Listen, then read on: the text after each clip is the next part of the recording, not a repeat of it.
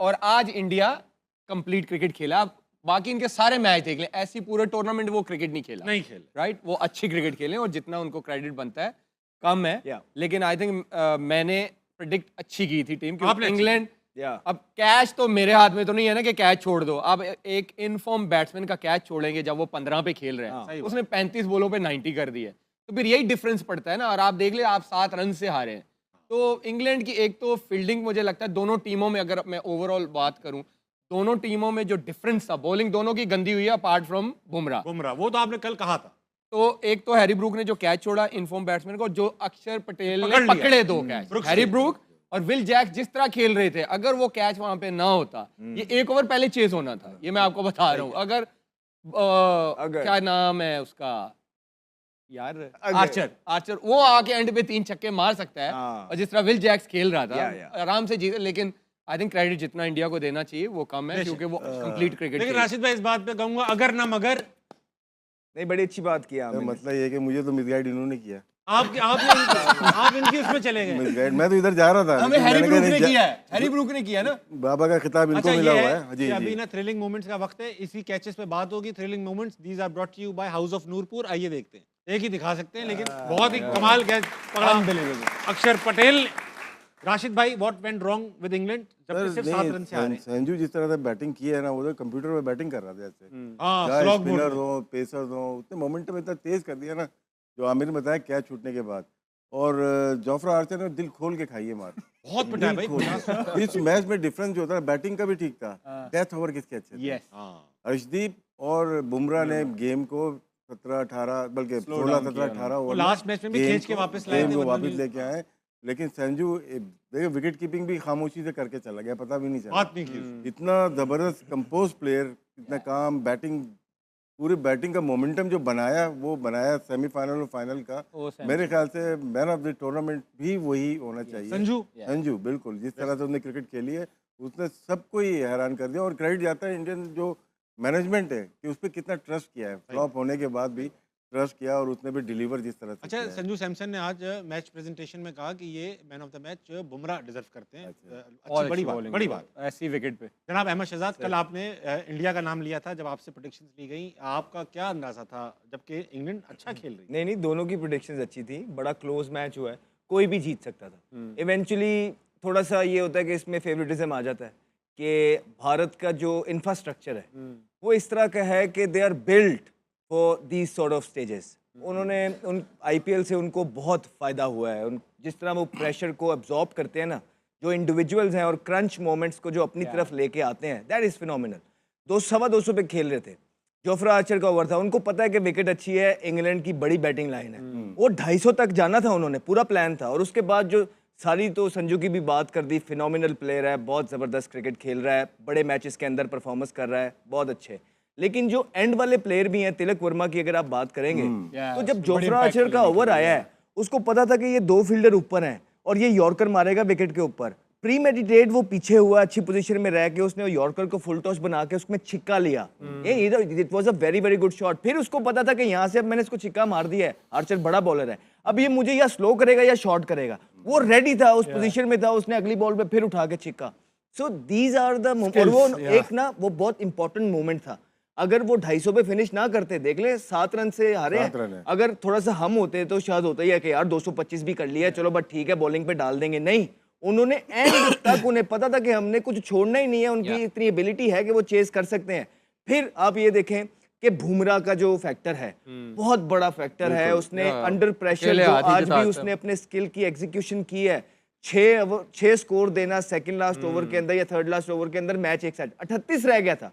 अब second last over सबसे important over होता है मैच का, वो आ गया उसके पास, पांड्या के पास। वो मेक और ब्रेक था। पहली बॉल पे उसको छिक्का पड़ा, यॉर्कर मारने गया, एग्जीक्यूशन में फ्लो आया, बड़ा जबरदस्त उसने छिक्का मारा। उसके बाद वो 5 बॉल जो अगले उसने किए, उसको पता था कि यॉर्कर तो वो नेल नहीं कर सकता, लेकिन उसके बाद जो सबसे मुश्किल बॉल होता है वो लो फुल टॉस को पुट अवे करना होता है। वो लो फुल टॉस करता गया, लेकिन उसने जो है ना, कोई शॉर्ट बॉल या स्लो बॉल या बाउंसर करने की ट्राई नहीं की। वो 9 रन पे जो उसने ओवर निकाला, और आखिरी ओवर में बड़ा ज्यादा स्कोर रह गया था, वहीं से उसने गेम फिनिश किया।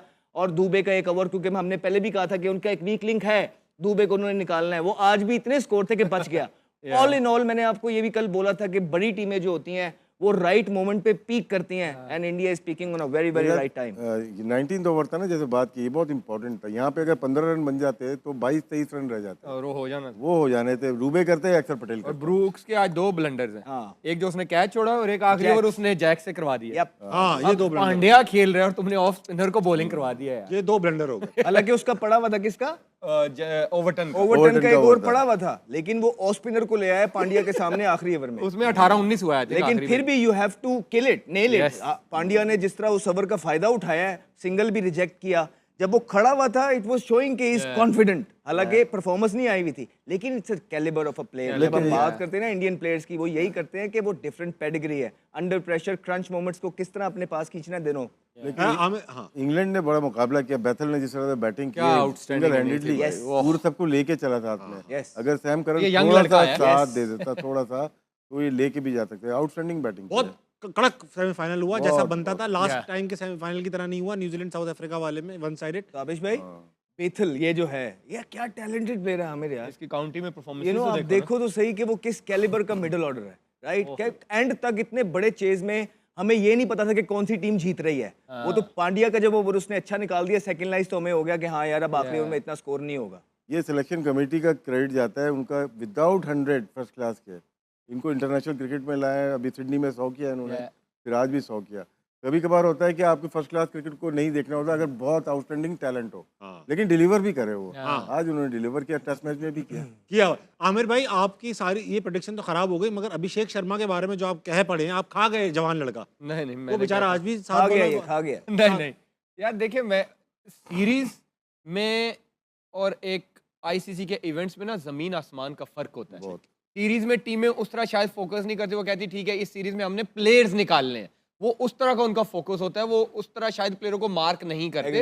लेकिन जब आप आईसीसी इवेंट्स में आते हो ना, हर टीम जब जिसके साथ खेलना होता है वो हर प्लेयर को मार्क करते हैं, और सबको पता चल गया कि अभिषेक शर्मा का स्ट्रॉन्ग एरिया कौन सा है और वीक जोन कौन सा। आप देख लें, ऑफ स्पिनर से भी वो फंसते हैं, जब वो फास्ट बॉलर आता है वो बॉडी में जब तक उनको बॉल करते रहते हैं वो स्ट्रगल करते हैं। तो इंटरनेशनल क्रिकेट में बड़े इवेंट्स में परफॉर्मेंस करने के लिए ना आपको बड़ा, आपकी टेक्निकल, आपको मेंटली बड़ा स्ट्रांग होना पड़ता है। आप सैमसन क्यों कर रहे हैं संजू जो है, क्योंकि आप उसका बैकग्राउंड तो देखें ना, पहले उसकी टेक्निक देखें, फिर उसका फर्स्ट क्लास का करियर देखें, फिर उसका आईपीएल का करियर देखें, वो हर तरफ खेलता है। अब जो वन डायमेंशनल प्लेयर है, मैंने स्टार्टिंग में भी कहा था, T20 में अब नहीं चलता। आपको हर तरफ, आप बैथल की इनिंग्स देख लें, स्पिनर आ रहा है उसको भी रिवर्स मारा, उसने पहली 2 बॉलों पे 2 छक्के, वरुण चक्रवर्ती तीसरी रिवर्स स्वीप पे उसने छक्का मार दिया। फिन भी पकड़ा जाएगा मुझे लगता है। फिन खेलता है हर तरफ नहीं, लेकिन हर तरफ तो शॉट मारता है ना, हर ये तरफ नहीं कि 1-2 शॉटों पे। अब आपको वन डायमेंशनल प्लेयर जो है ना वो नहीं चल सकते क्रिकेट में, अब आपको हर तरफ खेलना पड़ता है। 360 प्लेयर्स आपको चाहिए, वो चाहिए। रास्ता सलमान अली आगा ने दिखाया सबसे पहले ऑफ स्पिन। अच्छा, हां वो यहां मार्करम ने आउट किया एज अ बैटर। सॉरी, बोलो। नहीं, मैंने कहा मार्करम ने भी आउट किया, आज भी विल जैक ने आउट किया, फिर नीदरलैंड वाले ने ऑफ स्पिनर ने दत्त ने आउट किया था। अच्छा आमिर भाई, ये बताओ, आपने सैम करन को T20 का मायानाज प्लेयर घोषित किया था, डिक्लेयर किया था जब स्टार्ट हो रहे थे। आपने कहा था बॉलर भी आज 53 रन खाए 0 विकेट पे, और आज तो हरवाया तो सब नहीं है, 36 तो बुमराह ने भी खाए हैं। विकेट भी ऐसा था, आर्चर जैसा बंदा 60 खा गया, 65 खा गया। आदिल रशीद जो one of the best spinner है उसको 42 हुआ। सैम करन की अगर आप ओवरऑल परफॉर्मेंसेस देखें, जहां भी वो जाता है वो परफॉर्म करता है। ये कोई तुक्के से नहीं होता, वो जिस लीग में खेलता है परफॉर्म करता है। इंग्लैंड से खेल रहा है, परफॉर्म कर रहा है, तो प्लेयर तो वो है। आज नंबर नीचे हो गया था थोड़ा सा। अच्छा, ये बताओ, 500 रन पड़े आज अहमद भाई 40 ओवर में, 40 ओवर में 500 रन पड़े हैं। क्या ये क्रिकेट के लिए अच्छा है? नहीं, क्यों नहीं अच्छा? देखिए, यू गॉट टू मीट में बनते हैं बॉलर्स के लिए अच्छा द मेरिट, आपको वहां तक पहुंचना है। ये दुनिया की पेस है, दुनिया आपको करके दिखा रही है, तो आपने भी तो वहां उनको मिलना है जाके।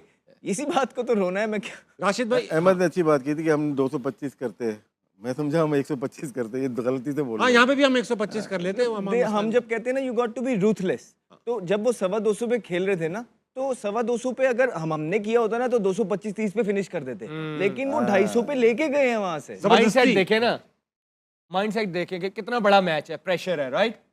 उनको पता था कि ये विकेट 200 वाला नहीं है। उनका बॉल 1 से यही था कि भाई 230 240 करना ही करना है। तो ये एक बड़ी टीम का ना, जो बड़े होते हैं जिनकी प्लानिंग अच्छी होती है, उनको पता था अगर हम टॉस हार गए हैं, अब हम यहाँ से 230-40 करेंगे तो बचेंगे। अब जो भी प्लेयर आया उसका आप इम्पैक्ट देख लो, किसी ने आके इवन 15 में 165 लगा हुआ था, किसी ने आके ये नहीं कहा कि मैं 2 बॉलें ले लूं, वो जो आया बॉल मिली छक्का, या तो आउट या छक्का। इसमें ये भी होता है ताबिश भाई कि प्लेयर्स भी तो ऐसे हैं ना, वो प्लेयरों में तो डिफरेंस देखे ना आप, तो इसीलिए हम कहते हैं जो प्लेयर होते हैं ना, ये सारी चीजें वही कर सकते हैं। होम ग्राउंड का यही फायदा होता है। चले भाई, अब वक्त आ चुका है, थोड़ा ऑडियंस को छेड़ा, ऑडियंस ही चलेंगे अभी, कहाँ जाएंगे फिर हम? अच्छा, मुझे एक चीज़ बताएं राशिद भाई, कि ये जो इन्होंने अभी जिक्र छेड़ा कि आईपीएल का बड़ा इम्पैक्ट पड़ा है इंडियन क्रिकेट पे, आप जब भी जिक्र करते हैं हम पीएसएल का, तो हमें बिल्कुल उल्टा लगता है कि आप कहते हैं कभी इस्लामाबाद यूनाइटेड का इन्फ्लुएंस है, कभी फलां चीज़ का है, कभी पीएसएल देखकर ही प्लेयर आए जा रहे हैं, उनको क्यों पॉजिटिव इम्पैक्ट पड़ रहा है, हमारे यहाँ क्यों अच्छा इम्पैक्ट नहीं पड़ पा रहा? ये जवाब उसमें दीजिए। मेरे ख्याल से एक तो स्ट्रक्चर बहुत अच्छा है। 2 महीने के लिए नहीं आती आईपीएल, मुंबई इंडियंस 12 महीने रहती है। मेरी किरण मौर्य से बात हो रही थी, वो मुंबई इंडियंस के लिए नीचे काम करते हैं, वो सारा साल प्लेयर्स को ढूंढते हैं। जब जॉन राइट इनके पास था, ये ढूंढ निकले थे, कुणाल पांड्या किसी को देखने के लिए गए थे, वहाँ पे अक्षर पटेल को देखने गए थे, वहाँ पे इनको हार्दिक पांड्या मिला और वहीं पे इनको जसप्रीत बुमराह मिला। गुजरात में मतलब अहमदाबाद में इनको मिले, तो क्या है उनका हंटिंग